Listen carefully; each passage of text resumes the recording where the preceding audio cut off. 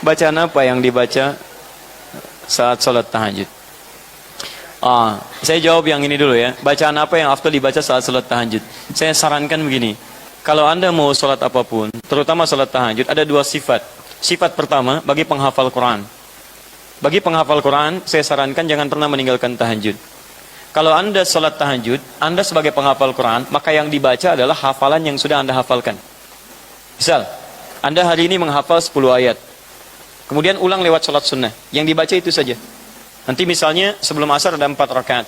Anda baca 10 ayat itu. Dibagi kepada 4 bagian. Terus nanti pada maghrib baca lagi. Pada isya baca lagi. Malam saat tahajud yang dibaca itu saja. Karena nanti bacaan tahajud itu identik dengan penghafal Quran. Faqra'u ma tayassara minal Quran. Baca yang paling mudah dihafalkan dari Al-Quran. Tayassara. Penghafal Quran disebut yusrun. Walaqad yassarnal Qur'ana lidzikri. Walaqad yassarna. Yassarna saat diulang-ulang kemudian dikatakan ma tayassara. Ada kaitan antara menghafal dengan mengulang saat tahajud.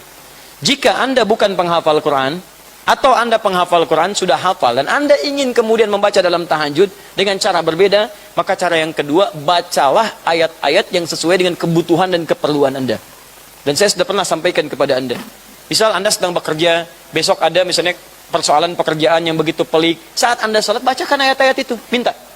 Ada Quran misalnya surah ke-21 ayat 87 sampai dengan 88. Ada Quran surah kedua ayat 168. Kalau Anda minta memilih diberikan pekerjaan yang halal. Kalau ingin mempercepat rezekinya baca Quran surah kedua ayat 172. Kalau ingin lebih cepat lagi keberkahannya baca Quran surah ke-7 ayat 96. Ibu yang sedang misalnya dalam fase merawat anak usia 2 tahun supaya lancar, tenang, baik dan sebagainya, baca misalnya Quran surah kedua ayat 233, baca Quran surah ke-17 ayat 23, baca Quran surah ke-31 ayat ke-13 sampai dengan ayat ke-19-nya. Boleh, silakan. Tapi Ustadz, masalahnya saya nggak hafal. Saya taunya Anas aja misalnya. Ya, Anda kalau dalam salat malam itu ringan, boleh Anda pegang mushaf. Ya, selama Anda tidak jadi imam, selama Anda salat sendirian atau Anda bermakmum di belakang orang lain, itu boleh Anda pegang. Makanya Anda mulai menghafal pelan-pelan, itu yang paling bagus dilakukan.